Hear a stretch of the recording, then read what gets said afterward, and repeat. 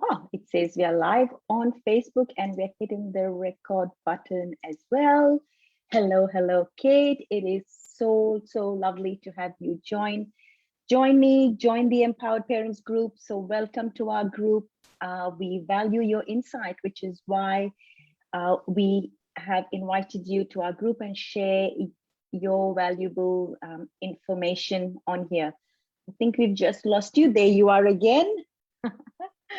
So yeah, so you have an amazing group called Mums Supporting Mums. So those of you listening on the Empowered Parents group, do go and jump and check out Mum Supporting Mum if you're not already a member. She's got an amazing mum, she is an amazing mum, and she's got an amazing group that is beautifully supported. So we at Empowered Parent Group are about allowing parents in our group to have access to all the wealth of information that's out there, because being open to support is key. So today we're talking about autism, and the beautiful Kate has offered to share her insights on her journey with her boy and given her knowledge and expertise as well. So without further ado, welcome Kate, and take it away. Oh, thanks so much for having me. I really am honoured to be here with you. I know that we did a live a few months back now in our group, and it's just, it's great to stay connected. And yes, I am a mum to my little boy Harry, who is 5 years old. I'm 40 years old now, and I had my little boy when I was 36. So I waited, I waited till the time was right, and then obviously we did encounter some problems when he was a baby. It was a very, very hard baby. I noticed a few signs very early, but obviously, with kind of tracking his progress, he was just very, very he was full of beans 24/7, and we just couldn't understand why he had all this energy. But it wasn't until he was 2 until we actually got the diagnosis, which I do believe is very early as well. And I will say to any parent out there that's listening that there is no age that is too young for your child to be diagnosed. So if you get the feedback from your doctor or your pediatrician or any therapist that you're actually in talks with, and they say, oh, they're too young to be diagnosed, it's absolute BS. They can be diagnosed from a very, very young age, and that will help with your early intervention activity that will then help your child in later life. So I'm a huge advocate for autism mums and also children, because we are their voice, and we have to be their biggest advocate. And there's a lot of road bumps along the way, especially with applying for the NDIS and also making sure that you get the right package for your child. So it's a hard road. You have to really go in with as much fight as you possibly can to get the best outcome for you and your child, because there's a lot of help out there. There's a lot of help, but you just have to find it. You have to push for the best support. You have to push for the best OT and speech.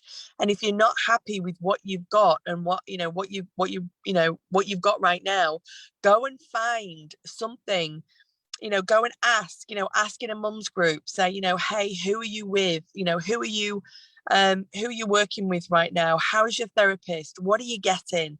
What are your reports like? Ask questions. Because those questions can really save your life. They can really make a difference in what you're getting, either from the NDIS or, just the support group that you're in right now. Because I'm here on my own. I am in Australia. All my family are back in the UK, and it's hard because I don't have a support system. I have my mum's as a support system. So that's why I grew the community so big, because it's a very, very lonely path. And I feel like, it's important that we absolutely engage with so many other autism mums and dads that possibly need that support and that help, because again, you can be stuck in your own little routine, and you can actually become a bit of a hermit to life because it's too hard to go out. It's too hard to integrate your children. It's too hard to be social. So all these things add up, and these are sort of things that I've been helping and coaching some of our mums on, and making sure that they get the best, you know, that they're living the best life and they're actually being the best advocate for their child. So I was thinking, Kate, do you find that mums are holding back on accepting that their child is autistic and that their child is not completely normal? So is there a resistance there on the mum side, or am I sensing that wrong? Absolutely. And I'll share a little bit about my story of when Harry was diagnosed. I wasn't ready. How old was Harry, you said, and how old is he now? Harry was 2 when we first got diagnosed. He was 18 months when we first started going to the investigations and the assessments, and we actually found a really great therapist that diagnosed him really, really early. But when she turned around to me and said that, there's a high chance that I do believe that your child has got autism, I wasn't ready for that. I wasn't ready for somebody to tell me that he had autism, and all sorts of things went through my mind. I started looking on Google. I saw all these, different, children that was, severely disabled, and it frightened the hell out of me. That's what I was going to say. It would have brought up fear.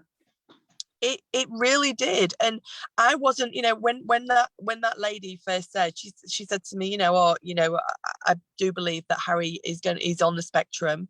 And I said, well, why? What made you think that? What made you say that? And I was in defense mode because I wasn't ready for it. I had absolutely no idea that she was going to tell me that he had autism. And it took me a long time to actually absorb that myself. I had to accept it. Can you share a little bit about that process of acceptance, Kate, just for the parents here, so that it's that fear of the unknown?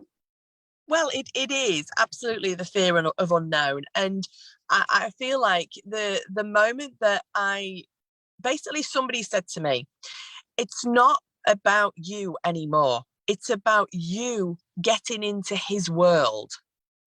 Now, as soon as somebody said that to me, my whole world just changed. My whole thinking changed. That's such beautiful advice. Thank you for sharing that. It was such a way of me changing my mindset and thinking, that's absolutely right. There's absolutely nothing that I can do. If I sit and cry about it in a corner, then what's that going to do? But now if I advocate for him, if I try and get into his world, if I understand what the speech is telling me, if I understand what the OT is teaching me, if I absorb as much information as I possibly can, if I, look up, how does Harry see the world? How does he, walk into places when, I learned that if he walks into a swimming pool centre, he hears a massive echo. He sees differently to us. He listens to different things. The echoing is vibrated like 20 times more than what we hear. So that is beautiful. I just want to pick up so parents can hear what you're saying there, that you stop making it about you. You start to tune into your child better. You see the world through their eyes, and you start responding to them based on their environment and no longer your own judgment and fear and the fear of the unknown that can happen with parents. So thank you. Sorry for interrupting, but I just wanted parents to get that, because that's when we can stop the old parent or the old pattern of fight or flight is what happens, because parents can't cope with the overwhelm of what they have to be to face. And often parents who find out they've got an autistic child might have more kids that they're caring for. In your case, you had the one, so that may have been something that you could focus on. So just giving parents an insight that breaking the patterns, seeing things from a different perspective, stop making it about them, tuning into their child in the best possible way. So as much as you were taking your child to be supported by the therapist, you were taking yourself there to learn new ways to support him. Is that correct, Absolutely. Kate? Yeah. And I feel like you have to build that bond. You have to have that relationship with them, because they have to know that you're working coincidentally.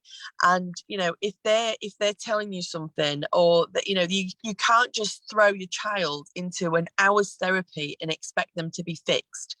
You know, when we first had the diagnosis, we were even looking into ABA therapy, which wasn't the right path for Harry at that time, but it was an avenue that we were exploring. But with that avenue came, you know, 30 hours a week of therapy, because that's how that system works and that's how they get results. Now, if you think now that, you know, you and I and, you know, any parents out there, we're probably getting maybe 1 hour a week of speech and maybe 1 hour a week of OT. Now, that really doesn't impact your child in any massive way. So you have to take those routines and those systems and that therapy that they're actually teaching you, those new ways that can help your child. For instance, I know that when my Harry gets really excited, he gets really full of beans, and he's just running and running and running, and I just can't calm him down. That calming mechanism that I've learned from my OT is to give him deep pressure. So I will push down hard on his shoulders and squeeze on his arms and give him that deep pressure on his legs and like massage him and just sit him down with me and apply deep pressure all the time for, like, you know, at least a minute. And then he will automatically relax. It is the most amazing thing I have ever seen happen to my child. And I encourage anybody else that, you know, has, you know, an autistic child or even ADHD, try out the deep pressure moments that you can hug your child. You can give them deep pressure, like Harry really he really craves deep pressure on his face. So it's amazing that if you understand how to react and to how to counteract those different, you know, those different feelings that your child is experiencing, you can work with them and you can come to a, you know, you don't have to get to that point where they just overload with energy and they experience a meltdown, and where things can escalate so quickly to a meltdown for your child, which is you just don't want to see. It's so what happens, it Kate, breaks when your you do heart. face that?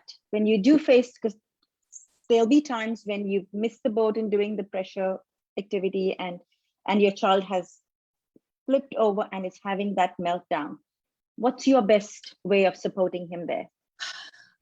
I am very aware of Harry's capabilities. I'm very aware of not putting him into situations where I've experienced a lot of meltdowns. I'm always forward thinking. Yes, but believe me, I have missed the boat a couple of times and he's experienced meltdowns. But what I've now learned to implement is a directional angle where, you know, he will be completely upset about something. It can go on for half an hour, it can go on for an hour, but I will then try and direct the meltdown to, you know, maybe his favorite toy, maybe his favorite food. I will set up a play area, you know, in a different corner, and I will start doing play. So it can distract him immediately from that meltdown and also bring him to me. Because I know that when Harry gets that upset, he's emotional. So he likes that emotional connection with me. And then we'll go into play. But I just have to wait. I just have Beautiful. to Thank you. wait. Just to And summarize what you've said there. I just have to keep him safe. And that is the biggest thing that you can do. Yeah. So keeping him safe is key. forward thinking, you mentioned there, Kate. So thinking forward, anticipating what might happen before it does, and becoming aware of where he's at, becoming aware of yourself, and understanding, you said understanding his behavior patterns does play a big role, and knowing what might, so you might need to have a set of tools that you can use in those times, like you mentioned, having a play set out which might distract him, and most importantly, making sure he's safe, and you are aware of his state of mind. And that's right. I mean, you know, I know that oh, excuse me. I know that you know, I have to be very careful with how his diet, because if you give him an overload of sugar, he then goes, you know, he goes to a higher place. So you as a parent have to be responsible for their intake of sugar, because with autism, with ADHD, it can change their bodily functions. They can't break down the sugars like we can, and it causes, you know, a big overload of energy. Because obviously I didn't know if any parents on here were aware that when they've got diagnosis of autism, there's certain chemicals that they can't break down in their brain. So when we sleep, we break down certain chemicals, but when they sleep, it doesn't. So it just keeps going. So that's why a lot of children don't sleep. That's why a lot of children, you know, have, you know, days and days of being awake, because they literally can't break down chemicals that enable you know, that serotonin to be released, that, you know, the sleep chemical to then come out. Obviously, you know, Harry is on a melatonin, a very light melatonin, to help him sleep, but he has that every night because you have to be regular, because he has to regulate his body. So it's, you know, it's not just a quick fix of anything. It's being able to understand your child, recognize when they're up and when they're down, and interact with them in the most, you know, emotional way, that you're on their level, you're down on the floor with them, you're in play, you wait for that green light where they look at you, they give you that eye contact that some kids just don't know how to do. They don't know how to connect with people. So it's learning again. It's like us going back to school. It's like it's us learning from scratch on how to communicate with our child. And I feel like it's important that parents have their own little diary. They write down, you know, their good times, their bad times. They learn how to you know, to what's the word, they if they can see their child getting anxious, or, you know, something that they're going to be really heightened of that could possibly cause a meltdown, recognize it, acknowledge it, and direct it somewhere else, because that direction can really just break down their anxiety. It can help them with not going into meltdown, and it can also give them such a better way of life. That's beautiful. Amazing tip there. Keep a diary, because when you have a diary, you don't have to reinvent the wheel again. If you've been through it, you've seen a pathway through it, diarize that. So at the end of every day, parents, jot down your experience on that day. You will get to understand your pattern, your child's pattern. It could have a trend that gives you a heads up down the track. So journaling, diarizing your experience with your child is so key to this journey. It also helps you gain greater confidence in yourself and trust yourself, and that confidence that you feel around your child allows your child to feel that safety and confidence in themselves, that they've got a parent who's got them no matter what. They may not have control over their situation because they are young and still finding their way out, but your parent has got you. So great tips there, Kate. We are coming to the end. We're keeping this talk to 20 minutes. Quickly, I'd love for you to hear some self-care that you have adapted for yourself, because let's be honest here, taking care of a child who is autistic is a full-time, full-on duty that allows you to be so present, or that requires you, is demanding of you to be so present in each moment. So what is it that you do to look after yourself as you care for your child so much? Well, because I am on my own, it's a really hard question to answer, because I don't get any time for myself. You know, I run a business. I'm full time to Harry. But what I do is every couple of weeks I'll book myself in to go and get my nails done while he's at school, or I'll make sure that I have a massage, or I'll make sure that I have a catch up with friends, or I'll book a night where I'll go out for dinner, because me being social, I need to connect with people. I'm such a social butterfly. And life before Harry, it was, sometimes you forget yourself as a mom. You lose your self-confidence, you lose your self-independence, and you forget who you are. That's And hard. being able to help other mums regain their confidence and regain their independence again, that is what I do to make me feel happy, because That's right. I was that mum. I was that mum that just was broken. I didn't, unfortunately, we actually escaped a really awful domestic violence situation when Harry was 11 months old. So it hasn't been a smooth journey, but I've never given up. I've never given up on him. I never will. I will always advocate for him, and I'll always advocate for other parents, because it's a damn hard journey. And I feel like if we can stick together, we're going to be as strong as an ox. So there's people Absolutely. that you can lean on, and just don't be alone, because there's lots of other people out there that are going through the same.